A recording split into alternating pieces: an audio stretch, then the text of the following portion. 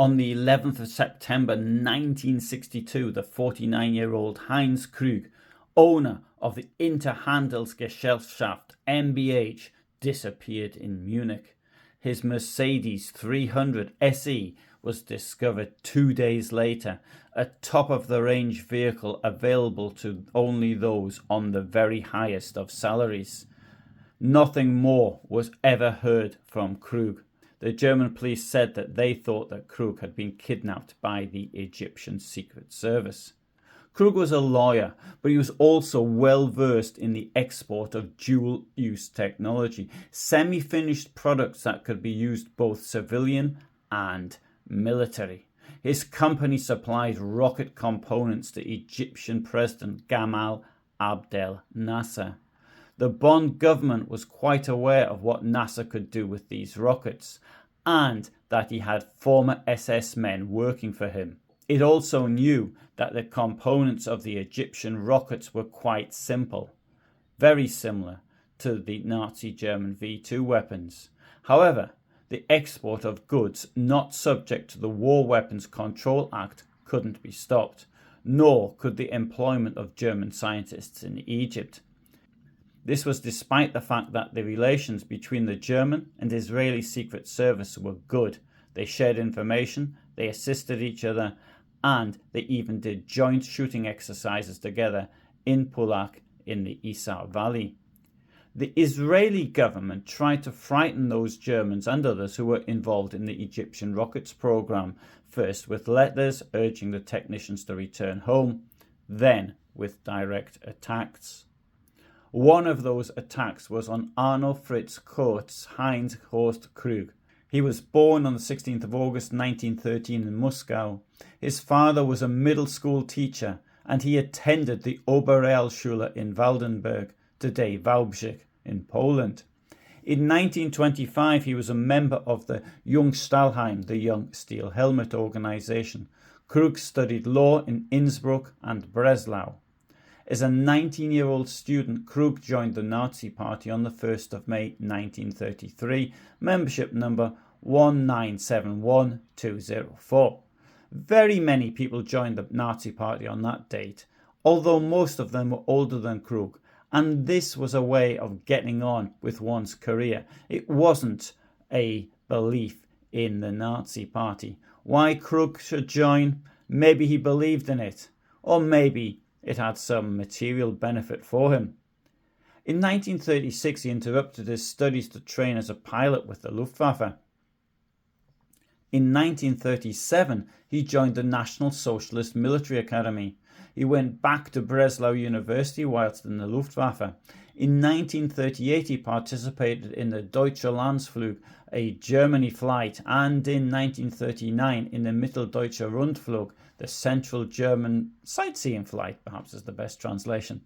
He took a sailing course on Friedrich Christiansen's yacht and at the end of 1938 participated in a trip to Italy. In 1939 he became a non-commissioned officer and passed his first state law examination. He became a judicial trainee. On the 24th of February 1940 he received his doctorate in law at Breslau. In 1941 and 1942, Krug worked as a flight instructor at the pilot school in Klagenfurt.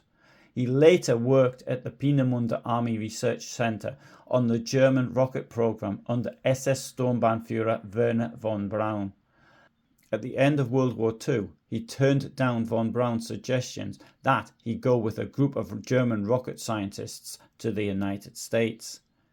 Instead, Krug got a job in Munich in the aviation department of Allianz Insurance. On the 12th of December 1946, Heinz Krug married Margaret, who was then 25 years old. She died in 2004.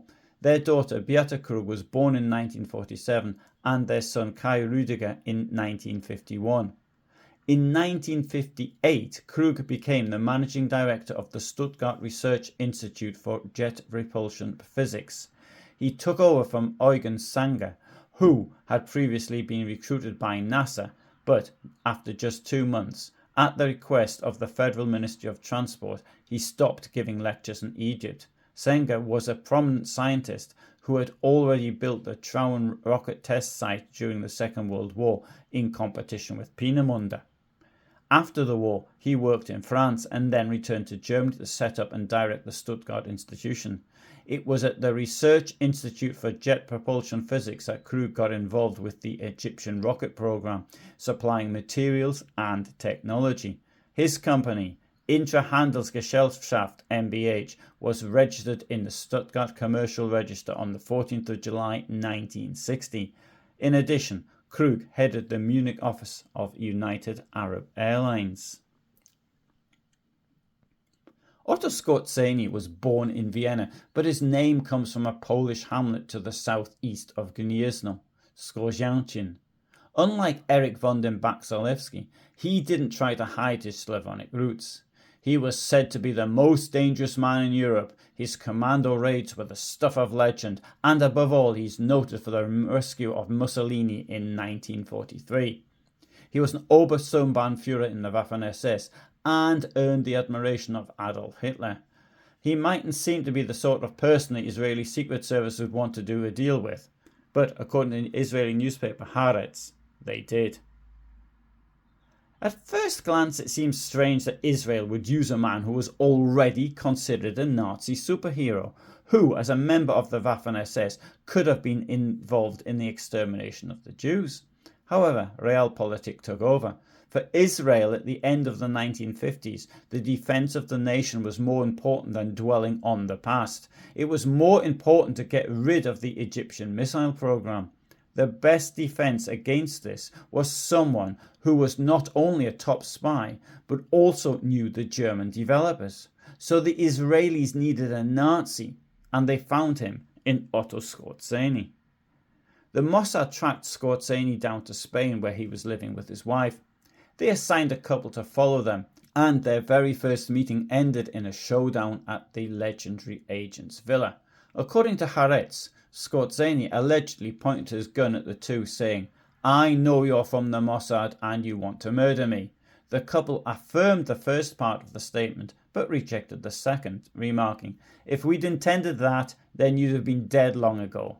Instead, the two asked for his help, which he agreed to after a brief hesitation, on condition that the Israeli government have him removed from the Simon Wiesenthal wanted war criminal list, which was used to hunt down fugitive ex-Nazis around the world. As it happened, Wiesenthal refused, so the Mossad falsified a certificate that Skorzeny was removed. The ex-Nazi commando rejected the princely reward he was offered.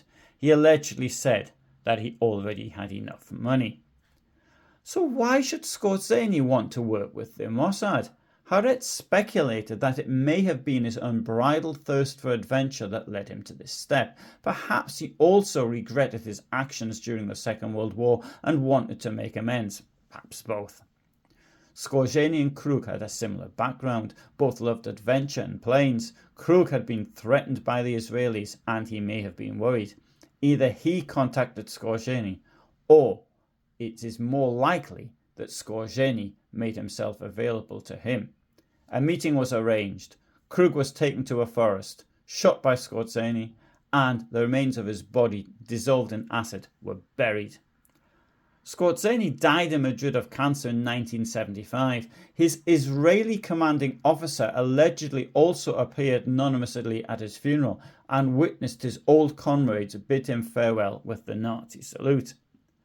Now, if you think this story sounds a bit suspect, then I would agree. There's another possible ending to this story, and that can be found in the 2018 book, The Shadow War by Israeli journalist Ronen Bergman, who specializes in matters relating to the intelligence services. He believes that more than 3,000 people were targeted by Mossad. Krug was kidnapped from Munich, brought to Israel via Marseille, and interrogated there for months. Once they had finished, they didn't know what to do with him. They couldn't let him go, so he was killed north of Tel Aviv on the orders of Issa Harel. His body was subsequently thrown into the Mediterranean Sea from an Israeli Air Force plane. Of the two stories related to the death of Krug, the Ronen Bergman account is the most believable. There are many legends about Skorzeny. Some of them he encouraged. He was even prepared to sue those who attacked his legend. On the 20th of April 1954, he won a case against the Spanish Domingo, and he asked that half of the damages be given to Spanish war wounded and the other half to the West German embassy in Madrid for German war wounded. On the 9th of April 1959, an article was published in Le Monde reporting that his former boss, a general student, criticized him for over-exaggerating his own importance in some of these missions. These legends include a plot to assassinate or kidnap Stalin or Churchill or Roosevelt, or all three of them, at the Tehran conference. Now, that one might have actually come from the KGB. Another one was that Skorzeny had planned an assassination attempt on Dwight D. Eisenhower at the time of the Battle of the Bulge. Well, that was believed at the time, and it caused all sorts of problems for Eisenhower. Another rumor, this time from the post-war period, that Fidel Castro consulted Skorzeny's memoirs. Castro denied this, but he did hire Otto Riemer, the officer best known for the part he played in defeating the attempted coup on the 20th of July 1944. Skorzeny is said to have organized armies in India and the Congo, or to have supplied and advised the Algerian FLN and the French OIS at the same time. Apparently he was also in France searching for the Holy Grail. I have been unable to establish if this happened in cooperation with the Monty Python team. In the end, though, all of this became too much even for Skorzeny, who complained in a new edition of his memoirs that it was impossible to cite even a fraction of all the fantasies that have been printed about my supposed activities. And I think the killing of Krug is one of those fantasies. I'm not disputing that Mossad might have contacted Skorzeny. Obviously, I don't know one way or the other. However, the mere suggestion that Skorzeny may have been an Israeli agent is an interesting story in itself. So thank you very much for listening. It's slightly different to the normal sort of thing I do, although it does touch one of the characters who sort of forms a central part of this channel's activities. That's to say, Skorzeny, or maybe even Krug for that matter. I upload every day at 2000 hours. That's 2000 hours my time, because I live in Poland and in Germany. And on Tuesdays and on Fridays, I do longer videos, sort of documentary style videos, longer length like this one. And sometimes I do on other days as well. Sometimes on other days I also do live talks with me presenting a certain subject. Depends from time to time what I actually feel like on the day. So if you want to know what I'm uploading, then subscribe. Press the bell as well, otherwise it's pointless subscribing. You've got to press the bell, otherwise you won't get any information whatsoever. I also have a channel membership now. Unfortunately, because of the shenanigans by YouTube, that channel membership is the only way of actually doing anything, I think, now. YouTube prefers AI slop over researched history. Channel membership costs £5, it costs €6 or $6, depends what you're paying, and probably all sorts of other currencies as well are possible. And that'll give you access currently to more than 800 videos. Also, please, could you do one thing for me, and that is to help the YouTube algorithm in my constant fight with Google and YouTube. Please just write a comment below. I mean, just have to write hello or hi or something like that, or where's the dog. It doesn't have to be anything related to this video, but if you could do that, I'd be very grateful, and that would help the algorithm. For the moment, from me, thanks very much for watching, and bye for now.